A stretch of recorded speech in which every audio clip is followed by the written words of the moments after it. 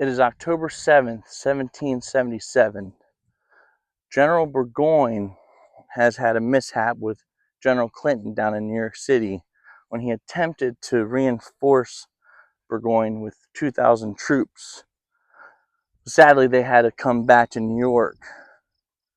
So, on the morning of October 7th, Burgoyne would send out an expeditionary force to reconnoiter the American lines from the south.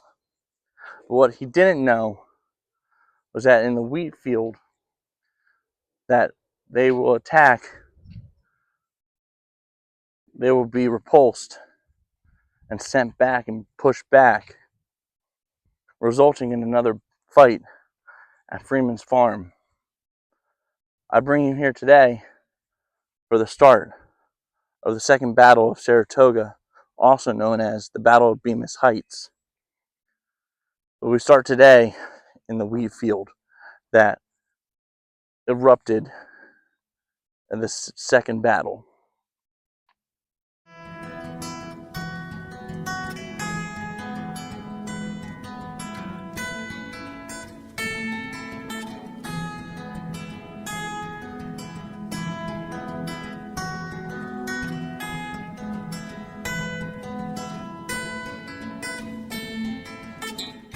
So it says here at 3 o'clock p.m., Brigadier General Enoch Poor commanded the Northern Army's largest brigade.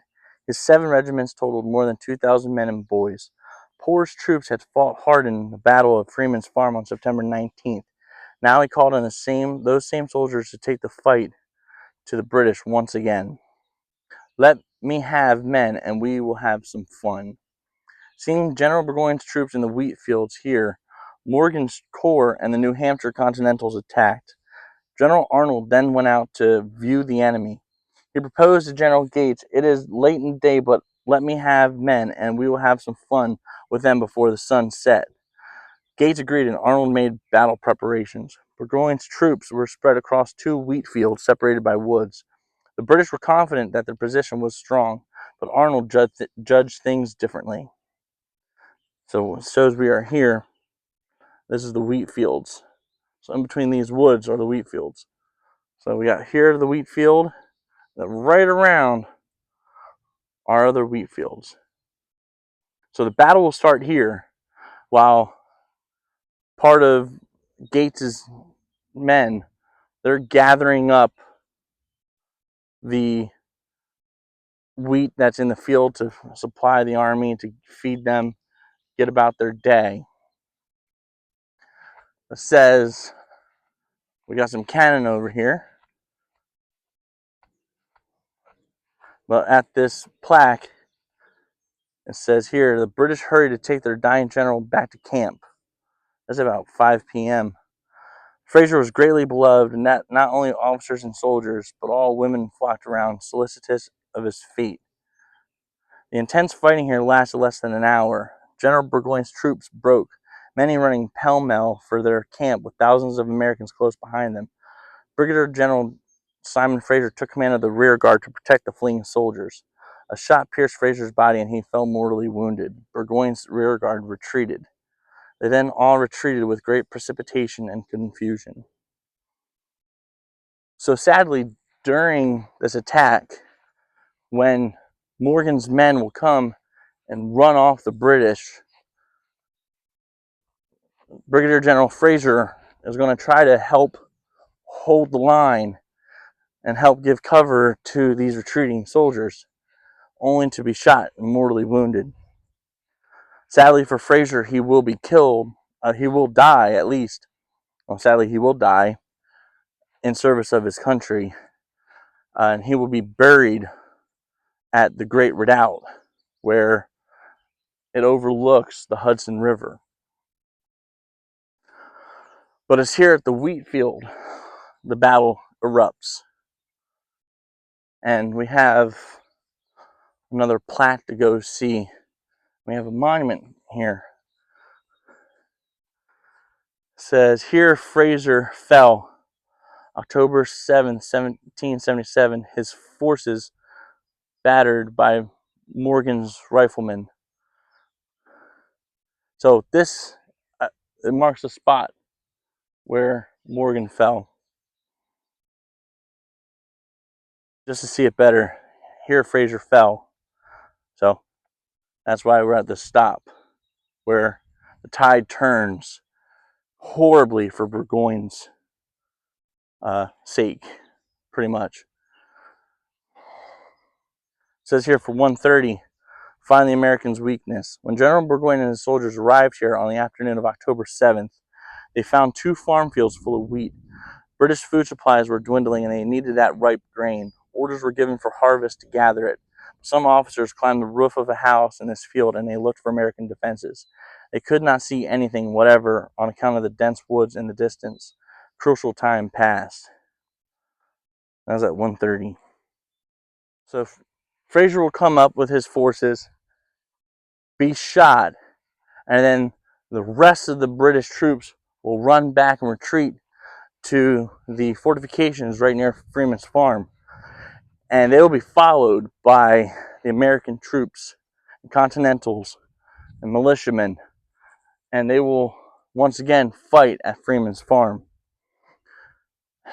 And things are not going to go well there for the British. So it says here the action became very hot. Once General Arnold's massive reinforcement arrived, the fire of the musketry became violent and incessant. American attackers focused on 2 British flanks. The left flank collapsed. Americans seized 2 6-pounder cannon before a single shot had been fired from them. The British 24th Regiment of Foot and artillery from the right moved to help their wavering left flank. Then the weakened British right flank crumpled. General Poore's Continental and militia troops struck the British Grenadier Battalion on the left flank. The tall Grenadiers were the most experienced redcoats. They broke their ranks and fell back. Their commander, Major John Dyke Ackland, fell wounded and was captured. So this is at 4 p.m. And this is an illustration of the wheat field during that battle, or at least the opening shots of the battle. And it says here, all was irretrievably lost. Captain George Pausch's Hessians, operating 2 6-pounders, kept the Americans from dominating the field. When German infantry protected them ran off and took refuge behind the trees, the Hessians dragged their guns to the nearby house and continued firing with case shot and balls. However, seeing that all was irretrievably lost, Pausch called upon his few remaining men to save themselves before it was too late. And this is what case shot looks like.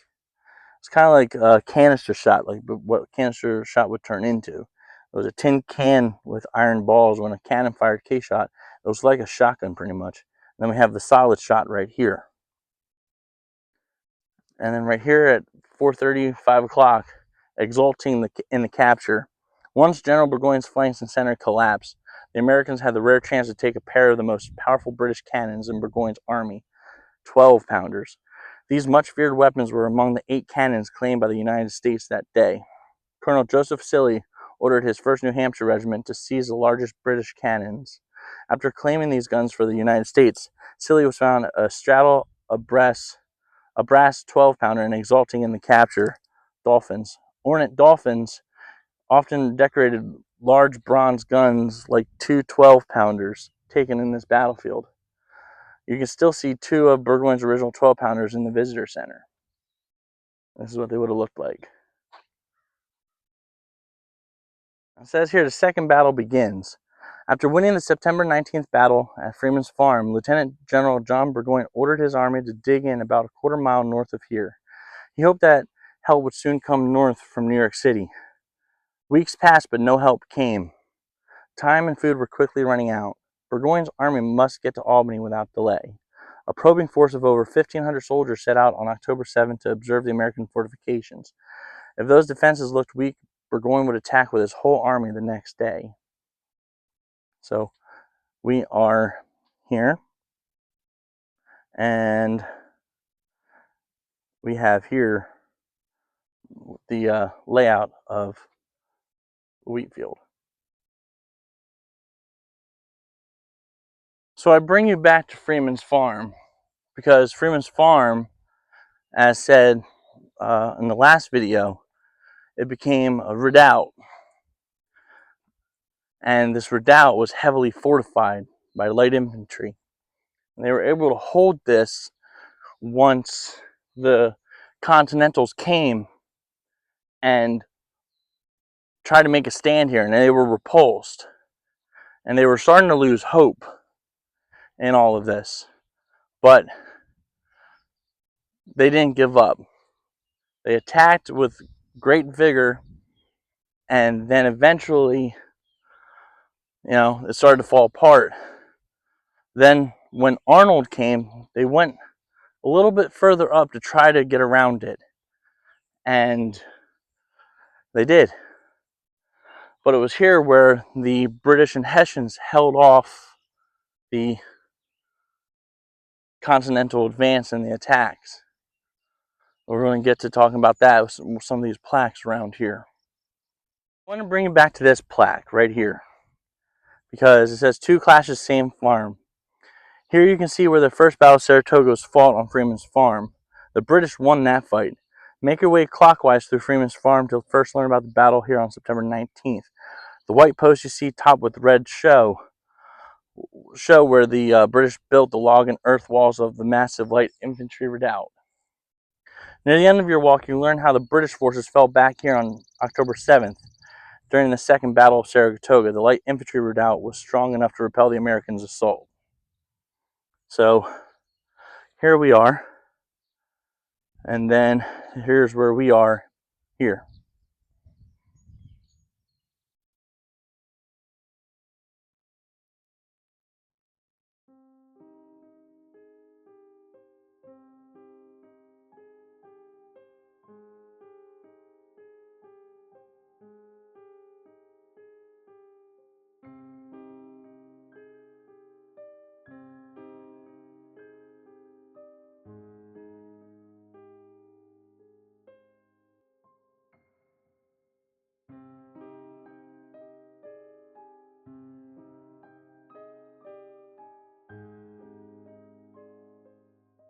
The come on sign here says, rifles, ravines, and deep woods fighting. So this talks about the 19th battle, the September 19th battle, but I want to show here again the rifles used, what they looked like. We had a Pennsylvania rifle, and we had the British Army infantry musket.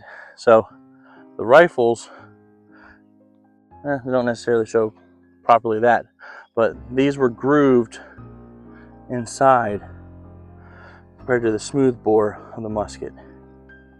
That's what gave them better accuracy.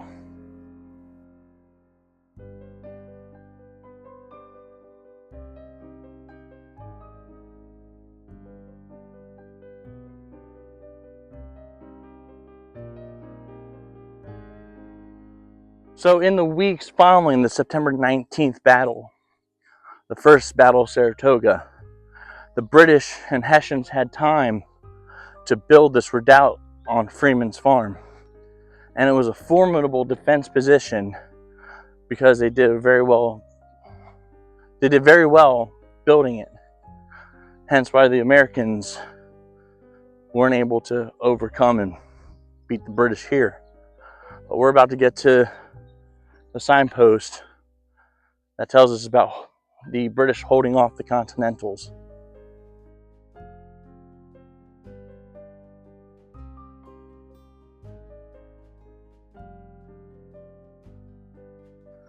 So as we come up upon here, we see more of the September 19th battle. But this is right where the edge of the redoubt would have been, and that fortification. So this is the very edge of where the redoubt was, and you can see it trail up this way. But we're going to make our way to get to the October 17th plaque. I mean to say it was October 7th, not October 17th. Getting a little ahead of myself here. But we're making our way to that plaque. Pass again the monument to Bedell, who was mortally wounded. Not mortally wounded, he had his leg hit by canister shot. We talked about him in the last video, and he has a sad story to tell. If you haven't heard it, go back and check out that video. Gotta say, walking this trail, it's neatly done, and The national park does a great job at it. I want that to be known. I don't know if I said it in the last video, but this was all farmland after the battle, and it was cleared out from what it would have looked like.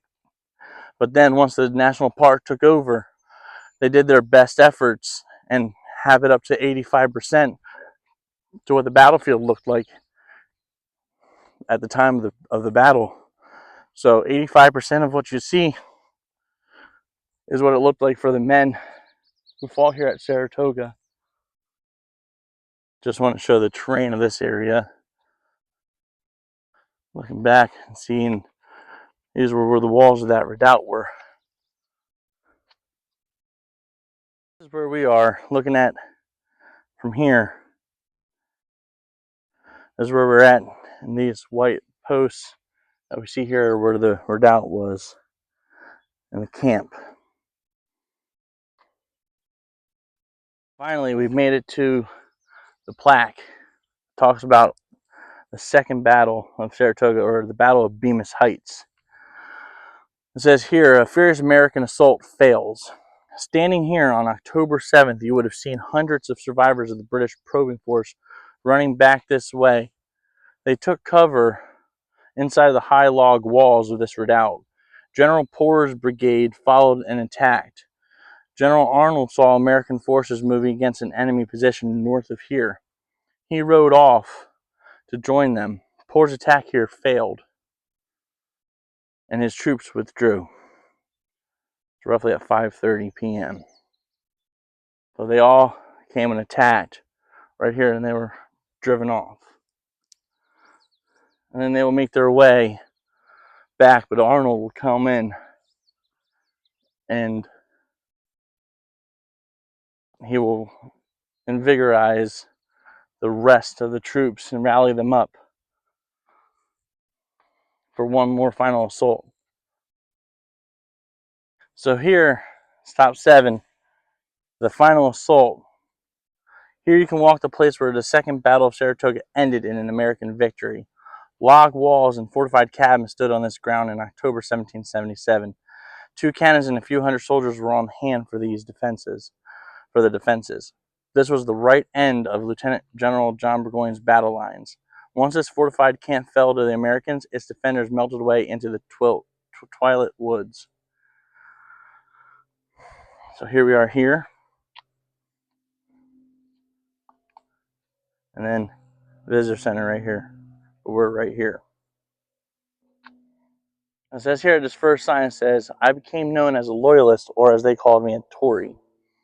Here at Lieutenant Colonel Heinrich Breimann's fortified camp, you could have seen 160 men, all volunteers, all Americans, and all loyal to the crown. More than 1,000 Americans joined General Burgoyne's army in 1777. The reason for doing so varied widely. Some sought safety, some felt it was their patriotic duty, some were betting that the power of the British Empire would win. There were no draftees among these soldiers, boatmen, laborers, and teamsters. Captain Samuel McKay's loyal volunteers were camped here. Many descended from desperately poor Palatine German refugees that the British had resettled in New York in the early 1700s. This is a private Queen Loyal Rangers looked like by Don Triani in 2005. And this map shows Breimann's fortified camp fit within the landscape. So here we are. This is the landscape around it.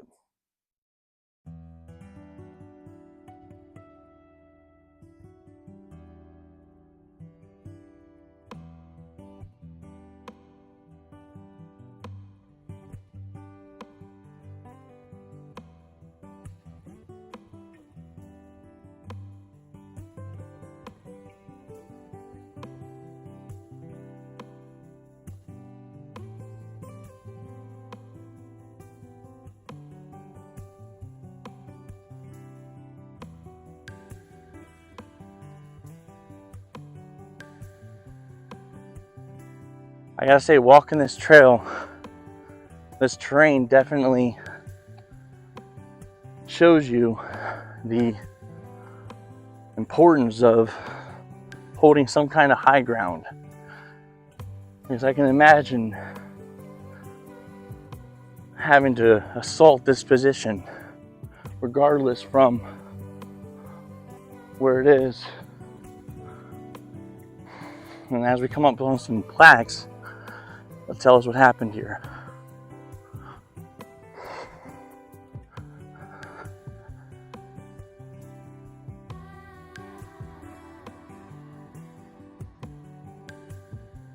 So it says here on the first plaque, we are in a strong position that the rebels dare not attack.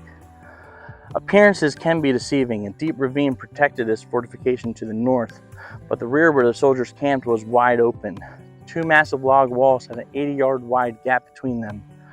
There was also a hill to the front that an enemy could use as cover. The soldiers you would have seen near here faced challenges too. Colonel Bremen commanded the Reserve Corps, well-trained German troops. On his right were inexperienced American royalists. On his left were French Canadians resentful of being here. His German officers did not trust them. Having to issue orders in German, French, and English made defending this place all the more difficult. And that's honestly one thing I failed to mention. The British didn't know how to speak German, and the Germans, or the Hessians that we're calling them, they didn't know how to speak English. But the common language they both knew was, funny enough, French. So you had Burgoyne and von Riedesel and all the other troops in between speaking to each other in French, which probably would have been hilarious. But given what the circumstances were, it's highly improbable. I just wanted to make that clear about what it is that was going on and why the chain of command also seemed to have faltered throughout this battle. So it says here, skilled regiments for lease. Imagine about 600 German soldiers guarding the log fortification here in October 1777. Important post guarded the key road that went to the Hudson River behind British lines. Burgoyne's army had 2,800 German auxiliaries leased from the Duke of Braunschweig and the Count of Hessen-Hanau. This was over a third of his total force. Duke Karl leased part of his army to help the British crush the rebellion in North America. His Braunschweig soldiers were not Hessians. Pardon my butchering. Hessians came from Hessen region of Germany. Thank you for clarifying all that stuff for the people. More than 100 wives and children came here with the German soldiers. One officer wrote, "It is the highest test of affection in a woman to share with her husband the toils and hardships of the campaign. She traversed dreary regions, encountered hunger and weariness, and witnessed all the carnage of a long disputed field without sharing the glory." The notable, or at least one of the notable Hessians, or one of the notable wives, is Mrs. von Riedesel. She accompanied the general later. He came here earlier, and she came after him on a boat with her children and all, and a lot of their things from home. So she has a diary she wrote, and there's a book by Frederick Baer who wrote about the Hessians, and she uses Mrs. von Riedesel's accounts of the battle. I highly recommend it. If you ever want to learn about the Hessians and Mrs. von Riedesel and whatnot. Overrun. More than half of Colonel Bremen's men went out with the probing force ordered by General Burgoyne on October 7th. When they were beaten back, the survivors ran for the safety of the British light infantry redoubt. None of Bremen's men returned here. Morgan's corps took advantage of this weakness and attacked. Once General Arnold and other American units joined in, the assault was overwhelming. The elite Braunschweig Light Infantry Battalion was formed only in 1776. Its officers were veterans. Many of its privates were inexperienced teenagers. This is what Infantry Battalion von Barner looked like. And this is the scene that took place right here. So it says here, the French Canadians you would have seen here guarded two fortified log cabins protecting the left of Colonel Bremen's defenses. The corners of these cabins are marked with white posts with red tops. Sadly, I am colorblind, so I can't tell you if those are red or green. So, my apologies on that one. They were also the only soldiers in Burgoyne's army forced to serve against their will. Burgoyne complained that these drafted Canadians were disinclined to service and spiritless. Their lack of enthusiasm for the Crown's cause was easy to understand. Many recently fought against the British in the French and Indian War.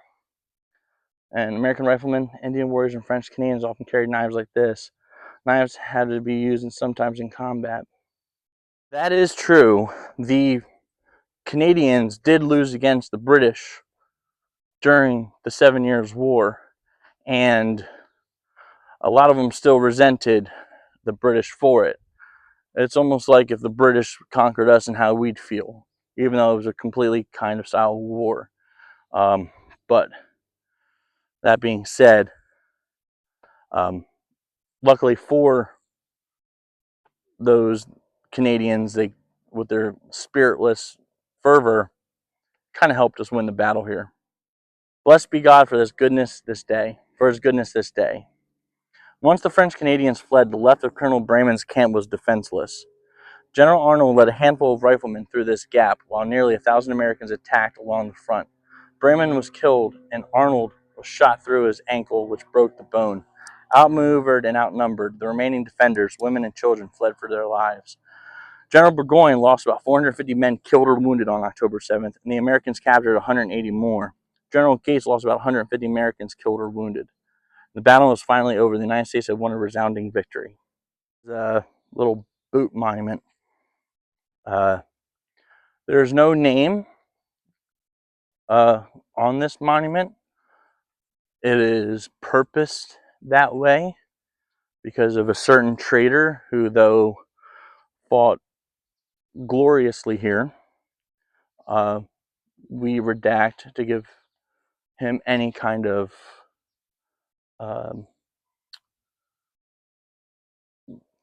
some sort of immortality, give him any sign of respect. We all know who it is. There's no need to say it, but it's purposely done. And at the Victory Monument up north from here, this person's statue on the monument is purposely left not there. So it's purposely empty. So this is the monument to the boot. So it's like a tongue-in-cheek kind of thing. Now, the first book I have with me is Battle Maps of the American Revolution by the American Battlefield Trust. And it says here on page 64, Battle Saratoga, Bemis Heights, October 7th, 1777. While the British offensive down the Hudson River stalled, the American army grew to more than 13,000 strong. Prior to the Battle of Freeman's Farm, an incident occurred between Burgoyne's Native American allies and local civilians. In the weeks leading up to the Battle of Freeman's Farm, Native American warriors captured a group of women, then killed and scalped one of them. Although Burgoyne and many of the British officers were outraged and condemned the attack, Patriot newspapers turned the story into wartime propaganda.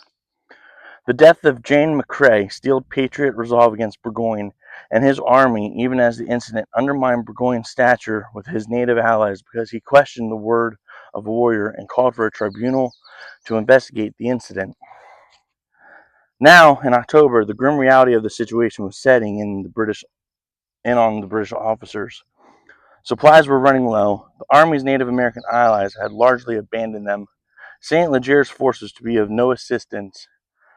Clinton's advance stalled 40 miles to the south, and Howe was too far away and too preoccupied with his own campaign to offer anything but a few letters of correspondence. On the American side, the command situation that should have been remedied when Gates assumed command was instead exacerbated by the senior officer. Gates and his biggest fan, himself, clashed with his egotistical subordinate Benedict Arnold. The clash of egos came to a head when Gates did not acknowledge Arnold's vital role in the victory at Freeman's Farm. Arnold and Gates jabbed at one another through correspondence, but by the Second Battle of Saratoga, the two men seemed to have buried the hatchet. On the morning of October 7, 1777, Burgoyne launched a reconnaissance in force led by his most trusted subordinate, General Simon Fraser. Roughly 1,500 British and Hessian officers and men moved south toward the American lines. Gates countered, moving a force overseen by Arnold to meet this threat. In the ensuing fight, Fraser was mortally wounded. The American offensive was too much for the Tory forces, and they fell back to two substantial redoubts, Balcarres light infantry and Bremen's redoubts, as the rebels pressed their advantage. Balcarres redoubt was a formidable and well-defended position. The American forces failed to take the stronghold in a frontal assault, but galloping onto the scene came Arnold, who drove the attack home. Focused on the weaker Bremen redoubt, rebels surged around the sides of the redoubt, taking the defenders in the rear. The 200 or so defenders were quickly overwhelmed, and Arnold fell wounded. Not severely, he took a ball to the leg.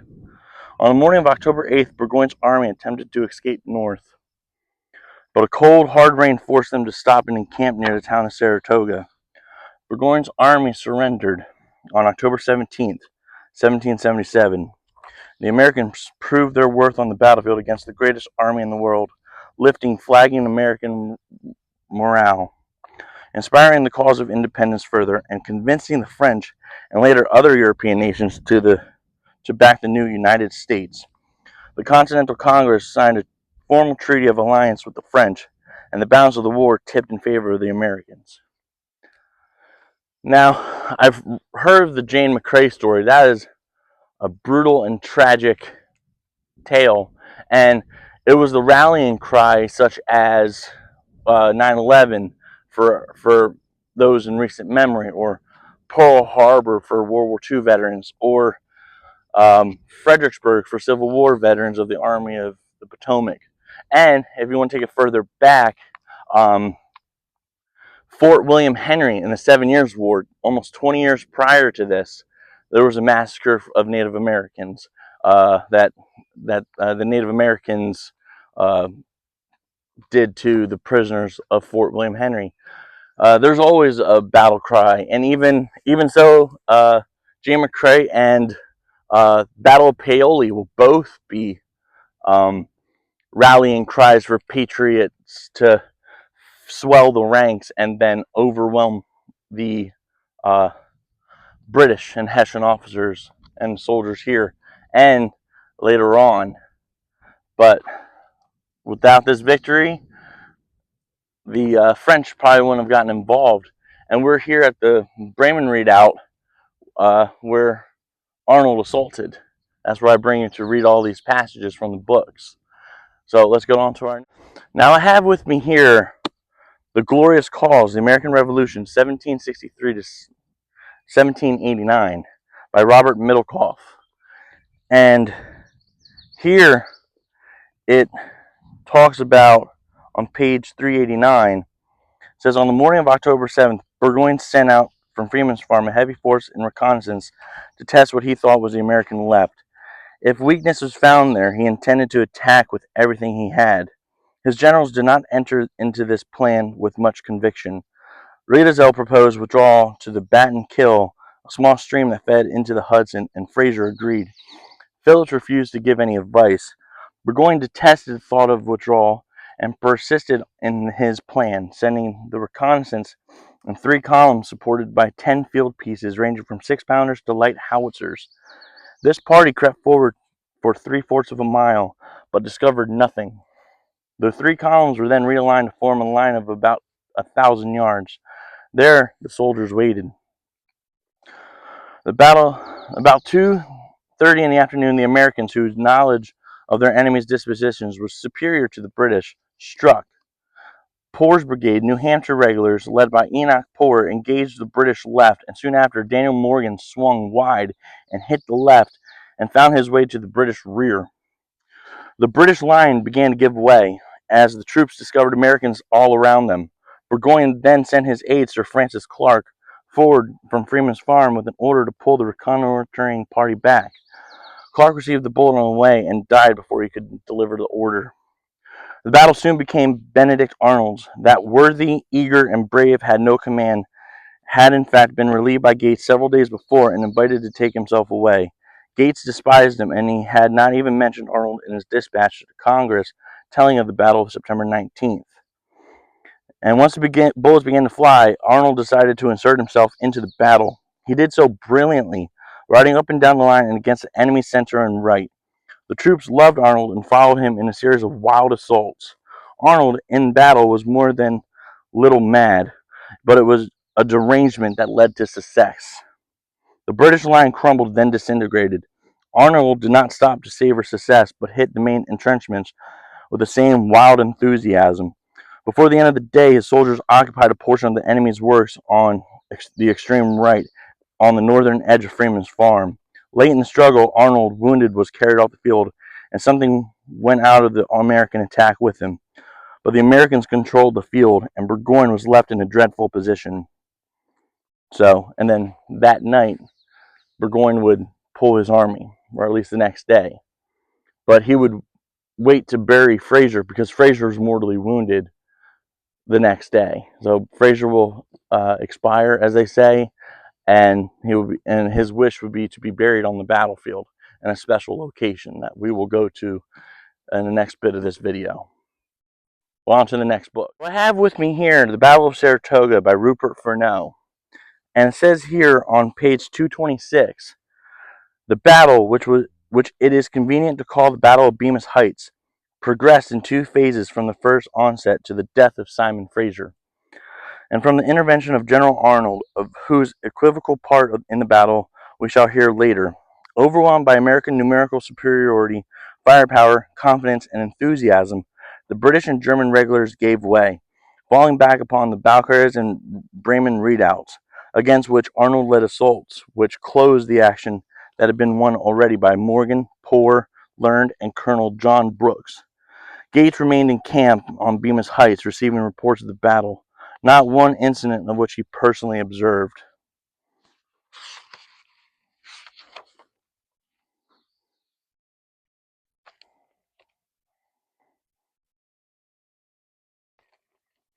So it says on page 230, both von Riedesel and Captain Polish also described the stage of battle from personal experience, while the German general confined himself to saying that the enemy threw their entire force on the center, which he states would have maintained its ground had not Lord Valkyries fallen back on the right, exposing its flank and obliging it to retreat, a move which led the regiments of Retz and Hesse to form themselves into a half circle.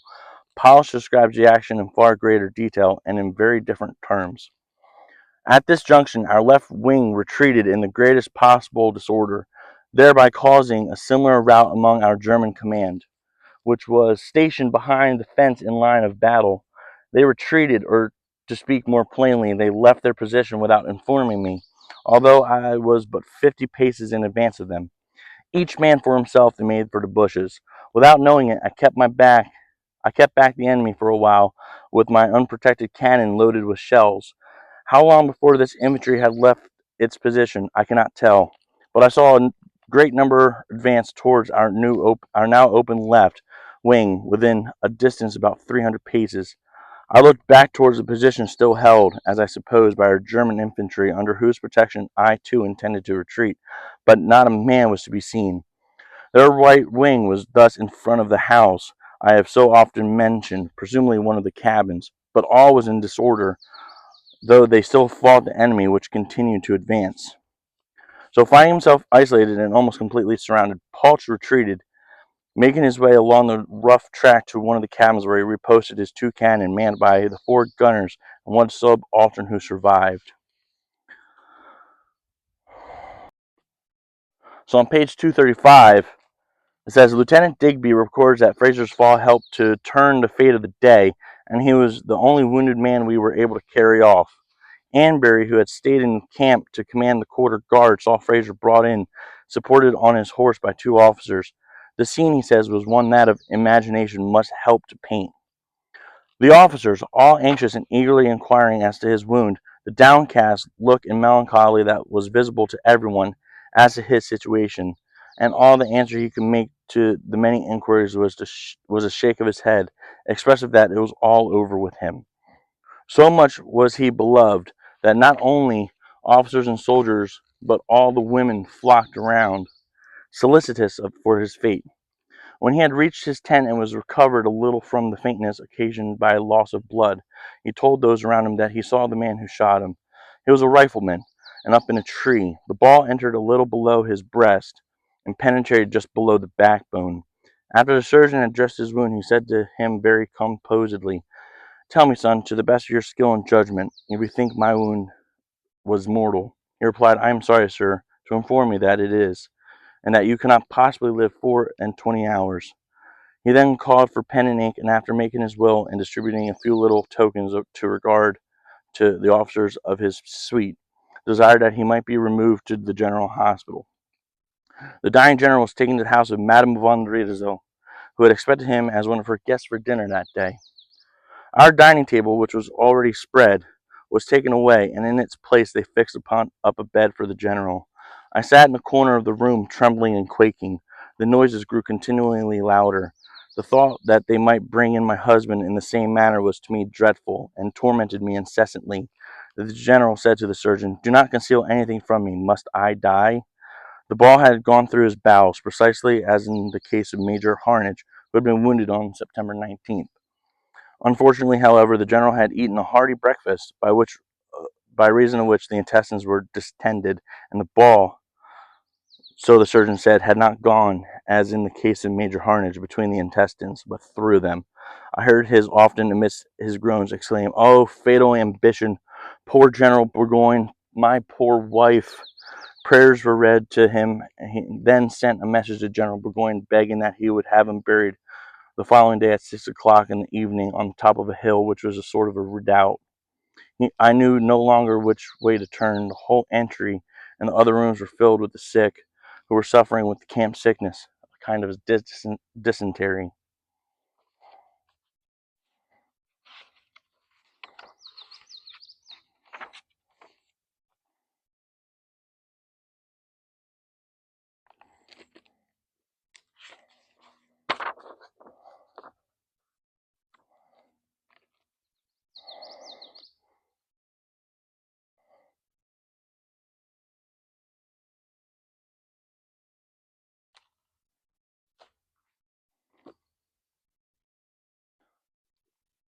So it says here on page 239, Arnold is described as riding everywhere and commanding everybody, though whether by his mad prank, as Wilkinson called it, he won the redoubt which otherwise might have resisted assault, seems doubtful, for the Americans were in overwhelming force, and von Bremen's Germans were in a state bordering upon mutiny. According to Ambury, who necessarily spoke from hearsay, the Germans upon the first attack of the enemy were struck with such terror that instead of gallantly sustaining their lines, they looked on all as lost, and after firing one volley, hastily abandoned them. The truth seems to be that the docile German infantrymen turned against the brute who commanded them. Heinrich von Bremen bore an evil and unsavory reputation as a bully and a tyrant. Seeing that his men were about to flee, he set about them with his sword, striking down those who attempted to leave their posts. This was too much for one man. Raising his rifle, he shot dead the chivalric von Bremen, as von Riedesel called him. A wounded German lying on the ground, seeing an American officer on a horse charging down upon him, raised his rifle and shot the horse at point-blank range. The charger rolled over, pinioning Arnold to the ground and breaking his leg, the same one that had been broken previously at Quebec. At this moment, Colonel Brooks and his men mounted the works. When a soldier aimed to kill the German, Arnold cried out, "Don't hurt him, he's a fine fellow. He only did his duty." Brooks was followed to the redoubt by Major Armstrong, who had so far failed to catch up with Arnold and was carrying Gates' order to Arnold to return to the camp. He was carried back there on a litter. Arnold, Wilkinson remarked, neither rendered service nor deserved credit on that day, and the wound he received alone saved him from being overwhelmed by a torrent of General Gates' good fortune and popularity. Arnold's bubble of military fame, Wilkinson declared, rested on such caprices of fortune. Burgoyne, on the other hand, attributed the American victory to Arnold's intervention, for the loss of the redoubt exposed the British flank and caused him to withdraw Bowker's soldiers and to abandon the redoubt at Freeman's Farm. So, with all this going on, Miss von Riedesel watches General Fraser pass, and she thinks that her husband will come in this way as well. It's normal for this, and I read it in Frederick Baer's Hessian book. She goes into better detail with that. And as for Arnold, he saved the man's life that shot him. That's actually pretty nice of him. Most people would have just killed the gentleman who shot their beloved commander. But the American forces will have victory that day. Very minimal compared to, um, Burgoyne's forces. And at the end of it all, this redoubt here that we are at is the one that fell and ultimately forced Burgoyne to leave Saratoga. So, without Arnold charging somewhere in here, I can only imagine the chaos that did ensue for the men inside, and to see all of these American troops, these Continentals, charge with Arnold in front on horseback. So just to sit here and think, holy heck and holy cow, we're about to be overrun, I could imagine the lines breaking, even though this was a well-fortified position. Arnold and his mastery of being able to figure stuff out exposed the flank and was able to turn it. That's how he won that praise during the Revolutionary War, and how he's so synonymous with Saratoga. So, with that being said, we're going to go to the next location, the redoubt, or as known as the Great Redoubt. So here I've brought you to the Great Redoubt. The spot once Captain Fraser, or General Fraser, expired and was buried.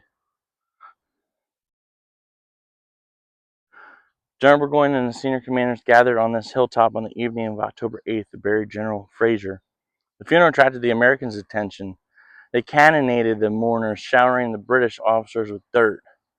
Buried along with Fraser were all British hopes for a victory. Now, Burgoyne needed to retreat and save what was left of his army.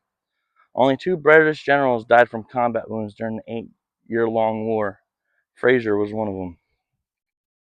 Now, he's buried somewhere here. And this mountain-looking thing in front of us, that's the Great Ravine that everybody talks about. And to show how great it is, walk as close to the edge as I can without mainly falling.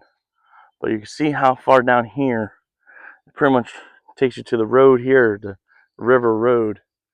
And it cuts through almost this entire part of the battlefield. But it makes sense to put a redoubt up here, because you'd have to have Continentals come down this part and then climb back up. So that makes sense. But for the view, good gosh, that is beautiful. And we're facing the Hudson. That's the Hudson right down there. I can see why Fraser would want to get buried here. That is beautiful. And then somewhere in that distance is Vermont. But this is the mighty Hudson that the British wanted to control, all the way down to New York City and up to Albany, up to Lake Champlain, up to Canada, and entirely cut off that whole section here from the rest on this side of the continent. That area there is where the British wanted to cut the head off of the snake. And it all failed here, and it was buried with Fraser.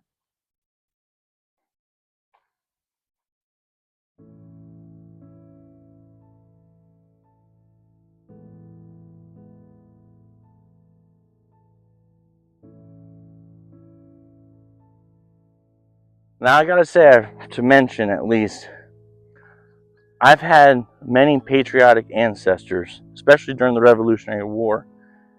And I had one fight here at Saratoga. I'm gonna have to put his name here and where they were at, because it escapes me. But it makes me proud knowing that. And I had ancestors fight at Brandywine. But when Fraser is killed, all the British and Hessians, they all lost hope.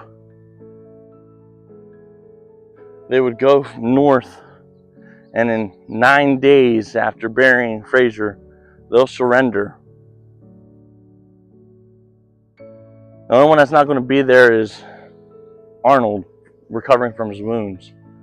But we're going to go to that spot next. I'm just happy here the rain clouds disappeared a little bit for the moment, but it's supposed to storm more today. On to the next stop. On October 17th, 10 grueling days after the Second Battle of Saratoga, or the Battle of Bemis Heights, after being harassed by Continental Army soldiers, as well as becoming surrounded on all sides, General Burgoyne would finally surrender. And it would be the first time a British army in the history had ever surrendered. It would be the turning point in the Patriot and the American Revolutionary War. Because once the French got wind of this, well, they ended up becoming allied with the American cause. And we have names like Rochambeau and Lafayette. Well, Lafayette was already fighting with us down in Brandywine and all. But we'd also have the help of the French Navy as well, help the American cause. What started as a continental conflict became a world war once King Louis XVI found out about the victory at Saratoga. Once he was able to figure out that the American army were more professional than he thought. And where we're at right now is the exact spot where Horatio Gates received the surrender from General Burgoyne. And then they will march to Boston after being paroled. And then that was it. Whole siege, the whole campaign ended right here at this spot. Pretty darn neat. All the hard work the Continental Army did, all the hard work the militiamen did, and on the coattails of the loss at Brandywine, Horatio Gates would be symbolic. Traitorous Benedict Arnold will become synonymous with Saratoga. Both those names, heroes, until the downfall and the traitorous works Benedict Arnold will do in the future. But for now, they're both praised as heroes. And then in the South, Horatio Gates will stain his name and forever disgrace himself by retreating very far from the battle. But we're going to sit here and look at what the view looks like in some of the plaques. So it says here on this one plaque, the Saratoga surrender site was made possible by the generous support of all of these sites, all these places.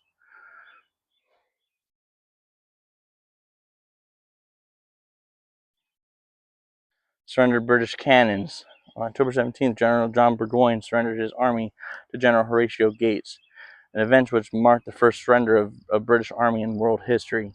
Included in the surrender were 30 bronze artillery pieces, 12 of which were light 6-pounders. The captured weapons were used by the Continental Army to fight the British through the rest of the war. The 2 nearby light 6-pounders are replicas of the type Burgoyne surrendered. Oh, There's only one right now. The other one must be becoming refurbished.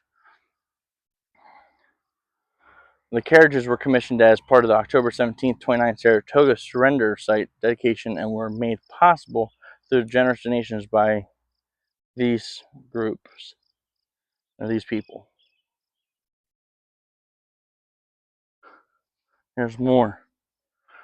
The Saratoga surrender site is dedicated to the soldiers of the United States Army who on this spot accepted the surrender of the British Army and forever changed the course of American and world history. October 17th, 1777. Now if you notice, Arnold's not here because he is recovering, taking a wound to his heel or to his leg. The same leg he will have or he had injured at Quebec, and this is the site of which Gates accepted Burgoyne's defeat. And there was an exchange between the two, saying it's nice to see you, and I believe Gates said that to Burgoyne, and Burgoyne said, it's not great for me to see you, especially like this. Circumstances made me surrender instead of intelligence and stuff. But these plaques here have quotes. I was comforted to notice that nobody glanced at us insultingly, and some of them even looked with pity to see a woman with small children there. I confess that I was afraid to go to the enemy, as it was an entirely new experience for me. Lady Frederica Redezel. Then here says, a day famous in the annals of America thus ended all our hopes of victory. Lieutenant William Digby, British 53rd Regiment of Foot.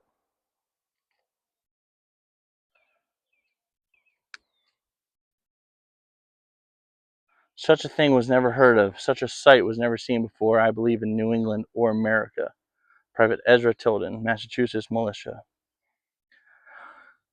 I have the satisfaction to present your Excellency with the Convention of Saratoga, by which His Excellency Lieutenant General Burgoyne has surrendered himself and his whole army into my hands. Major General Horatio Gates to the President of Congress, October 18th, 1777. And we can look upon here an illustration in metal of what this idyllic site looked like. Now, mind you, Benedict Arnold isn't here again because, one, he actually was not here, and second, he will not be recognized at all. We got the Stars and Stripes up here. And we have Gates accepting Burgoyne's sword, along with some of the Hessians and the British troops and the American Continentals and militia all in this photo. It's nice to think that Patriot militia and Continentals both fought hard and valiantly against a hardened British professional army as well as professional Hessian soldiers. They were mercenaries at the same time, at least they're seen as.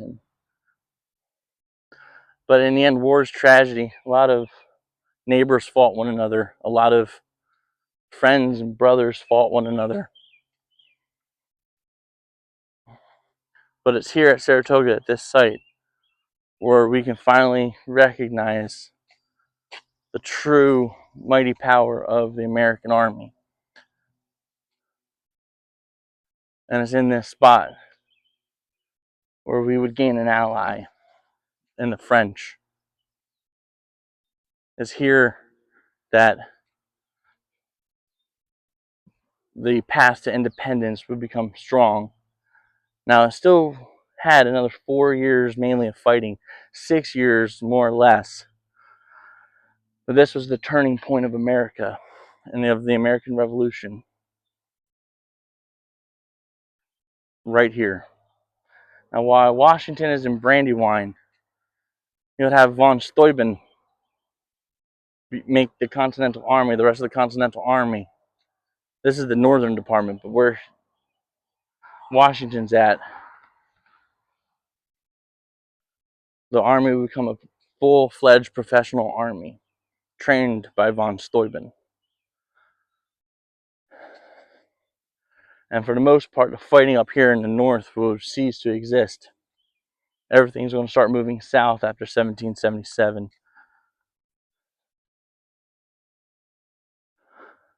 But just to look upon this small bit of land,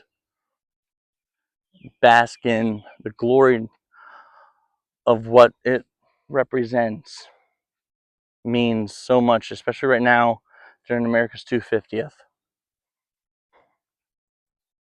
I hope you enjoyed this video. And if you did, please like, comment, and subscribe.